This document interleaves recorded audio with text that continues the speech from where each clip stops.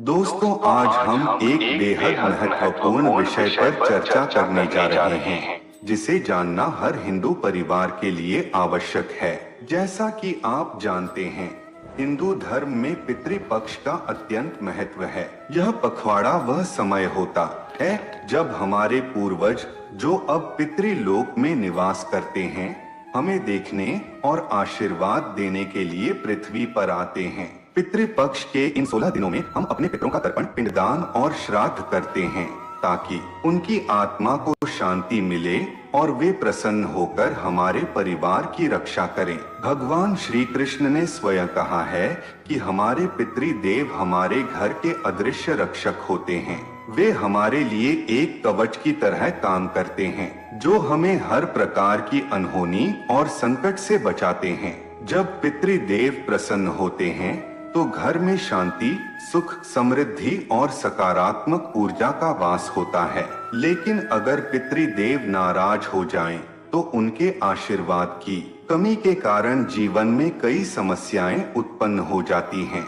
मित्रों, पितृदोष एक ऐसी स्थिति है जो तब उत्पन्न होती है जब हमारे पूर्वजों की आत्मा अशांत होती है या उनके प्रति कोई धार्मिक कर्तव्य, जैसे श्राद्ध या तर्पण, समय पर न किया गया हो। पितृदोष होने पर परिवार में लगातार कलह, बीमारी, आर्थिक तंगी और कई बार विवाह संबंधी बाधाएं उत्पन्न हो जाती हैं। ऐसा घर एक तरह से नकारात्मकता का केंद्र बन जाता है, जहां शुभ कार्यों में भी असफलता का सामना करना पड़ता है। अब सवाल उठता है, कैसे पता लगाएं कि आपके घर में पितृदोष है या नहीं? पितृदोष के कई लक्षण होते हैं, जिनका आभास आपको घर में हो सकता है। चलिए जानते हैं पितृदोष के कुछ प्रमुख लक्षण। 1. सपनों में पूर्वजों का दिखाई देना। अगर बार बार सपनों में आपके पूर्वज आते हैं और आपसे कुछ कहने की कोशिश करते हैं, तो यह संकेत हो सकता है कि वे अशांत हैं और श्राद्ध या तर्पण की मांग कर रहे हैं। 2. घर में लगातार कलह और तनाव का माहौल। बिना किसी विशेष कारण के घर में लड़ाई झगड़े, तनाव और असहजता बनी रहती है, तो यह भी पितृदोष का संकेत हो सकता है। 3. आर्थिक तंगी और धन की कमी। घर में अगर मेहनत करने के बावजूद धन की कमी रहती है, व्यापार में लगातार हानि होती है या बिना किसी वजह के खर्चे बढ़ जाते हैं, तो इसका कारण पितृदोष हो सकता है। 4. स्वास्थ्य संबंधी समस्याएं। परिवार के सदस्य बार बार बीमार पड़ते हों या कोई लंबी बीमारी का सामना कर रहा हो, तो यह भी पितृदोष का एक लक्षण हो सकता है। 5. शुभ कार्यों में बाधा। विवाह, बच्चे का जन्म, घर का निर्माण या किसी अन्य शुभ कार्य में बार बार विघ्न आना और देरी होना भी पितृदोष की निशानी हो सकती है। अब जान लेते हैं पितृदोष निवारण के उपाय। 1. श्राद्ध और तर्पण। पितृपक्ष के दौरान अपने पितरों का विधि पूर्वक श्राद्ध और तर्पण करें। यह सबसे प्रभावी उपाय है जिससे आपके पितृदेव प्रसन्न हो सकते हैं। 2. गाय, कुत्ते और कौवों को भोजन कराएं।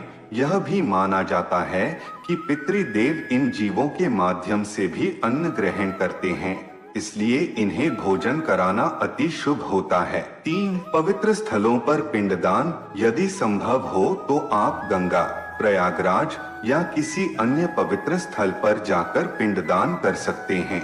यह आपके पितरों की आत्मा को शांति प्रदान करता है। 4. संतानहीन लोगों का श्राद्ध। अगर आपके परिवार में कोई ऐसा पूर्वज था जिनकी कोई संतान नहीं थी, तो उनका श्राद्ध करना बहुत आवश्यक है। यह भी पितृदोष को दूर करने का एक महत्वपूर्ण उपाय है। 5. पीपल के पेड़ की पूजा।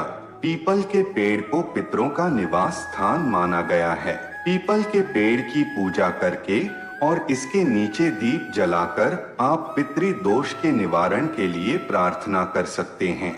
अब एक और महत्वपूर्ण कार्य की बात करते हैं, जिसे इस पितृपक्ष में आपको अवश्य करना चाहिए। यह कार्य अत्यधिक महत्व रखता है।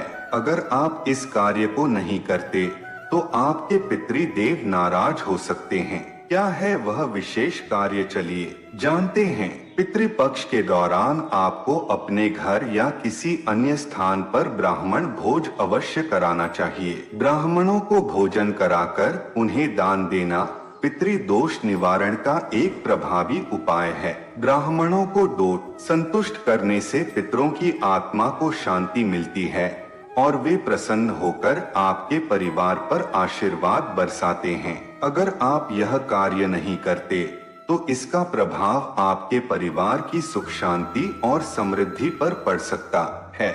इसलिए मित्रों, पितृपक्ष का समय अपने पितरों की आत्मा को शांति देने और उन्हें प्रसन्न करने का अनमोल अवसर होता है। अगर आप इन उपायों का पालन करते हैं तो न केवल आपके पितृदेव प्रसन्न होंगे बल्कि आपके जीवन में शांति, सुख और समृद्धि भी बनी रहेगी। आशा है इस वीडियो से आपको पितृदोष और उसके निवारण के बारे में आवश्यक जानकारी मिली होगी। यदि आपको यह जानकारी उपयोगी लगी हो तो कृपया वीडियो को लाइक और शेयर जरूर करें और चैनल को सब्सक्राइब करना न भूलें। धन्यवाद।